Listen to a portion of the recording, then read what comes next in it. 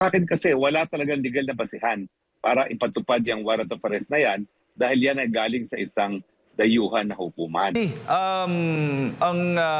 Nangyari bang paglalabas nitong umano'y arrest warrant doon kay Senator Bato de la Rosa sa loob mismo yung paghahabol na ginawa ng mga ahente ng NBI? Reasonable ho ba para po sa inyo sa loob mismo ng Senado, Attorney? Hindi po, no? Yan ay illegal. Unang-una, wala pong lokal na hukuman na nag-issue ng warrant of arrest. Yan po ay isang International Criminal Court warrant of arrest at hindi po yan self-executory. Dapat humihingi ng tulong ang ICC para nga po yan ay masilbi doon kay Bato, no? Pero ang naging pahayag na mismo ni DILG Secretary John Vic Remulla ay wala pang kahit anong formal na natatanggap ang DILG para sa pagpapatupad nitong warrant of arrest laban kay Senator Bato. At meanwhile, dahil si Senator Bato ay isang nakaupong senador, meron po tayong krimen na Article 145 ng Revised Penal Code na nagpapataw ng parusa doon sa mga tao na pipigil sa kahit sino mang miyembro ng Senado o ng Kongreso para mag-attend na kanyang hearing at para siya ay makapag-participate sa lahat ng mga hearing na ating Kongreso. So krimen po yung nangyaring yan, violation of Article 145, bukod pa po doon sa walang bisa yung warrant of arrest na kanilang tinangkang i-serve kay Senator Bato. Kaya naman doon po sa mga ahente o individual po na may kinalaman doon sa paghahabol at pag-wrestling nga, sabi nga ng ni Senator Bato sa kanya, ay cite in contempt itong mga ahente, ito, Attorney.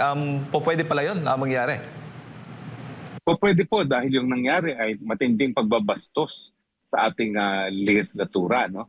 Huwag nating kakalimutan ang legislatura, bagamat wala silang hukbong sandatahan, no, ay meron ding sariling kapangyarihan na magdisiplina kapag sila ay binastos.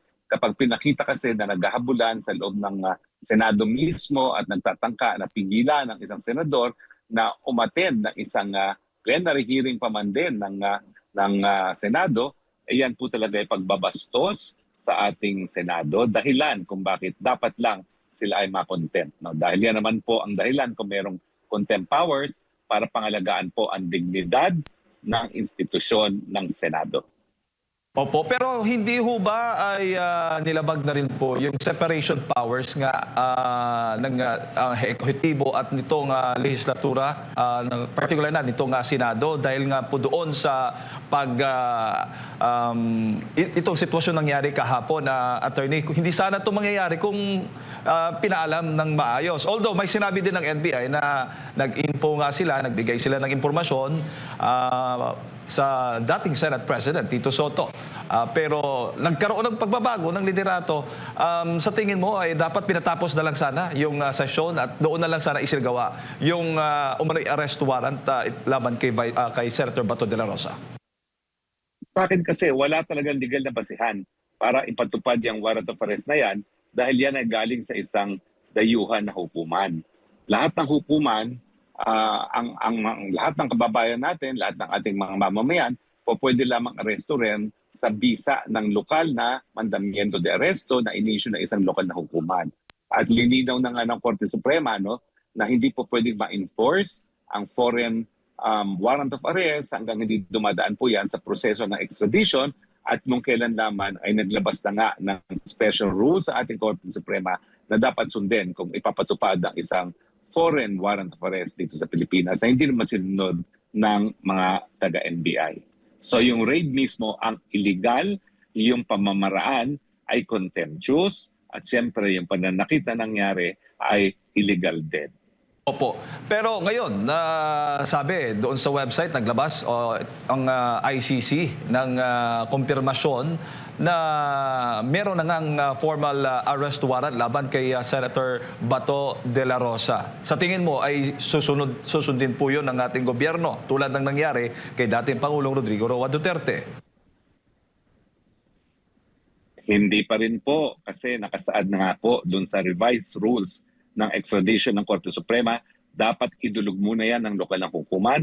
Walang Pilipino na po pwedeng arestuhin sa bisa lamang isang dayuhang hukuman. Dapat ang mandamiento de aresto manggaling sa isang lokal, sa isang Pilipinong hukuman.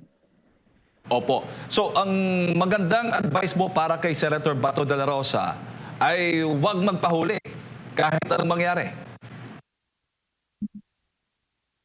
Wag talaga, at kampante ko na yung mga petisyon naman na isa ako doon sa abogado, no, na nakabimbing pa rin sa Korte Suprema, na nagsasabi na illegal nga yung nangyari kay Tatay Digong, ay mapapabilis ang resolusyon dahil ito na nga, meron ng actual case or controversy.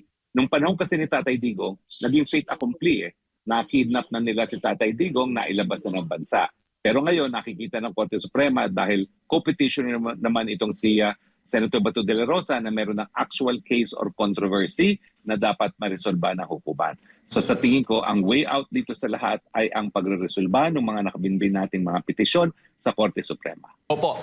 Kung sakali man, attorney, na i-enforce ng korte natin, local courts po natin, itong ang foreign arrest warrant at isisilbi nga kay Senator Bato de la Rosa, nasa ilalim po ng Senate Protected Custody ang senador. Sa tingin po ninyo ay mapipilit, maaaresto, mahuhuli ba nila itong si Senator Bato de la Rosa na nasa Senado? Sa tingin ko hindi, no? Kasi nga unang-una yung Korte Suprema na naglabas ng rules on extradition, no, revised rules on extradition, na nagsasabi na talagang dapat dumaan sa lokal na hukuman. Pangalawa, kapag sa pilitan na kukunin si Bato de la Rosa sa loob ng Senado, yan ay paglabag nga dun sa prinsipyo ng co-equal branch of government ang Senado, at yan din po ay taliwas sa tradisyon na talagang dahil nga sila ay mga mambabatas at kung kinakailangan silang arestuhin, dapat naman sa labas sila ng Senado maaresto. Opo, kahapon ay si Antonio Trillanes po yung nag-present ng yung dokumento na umano'y arrest warrant laban po kay Senator Bato de la Rosa, attorney. Ano ho ba yung papel ni Antonio Trillanes dito po sa ICC? Tanong nga ni Senator Marcoleta kahapon, siya na ba ang sheriff ngayon? Wala po siyang papel. In fact, ang ginawa niya ay kriminal. Yan ay usurpation, no, of authority dahil hindi naman siya alagad ng batas, no.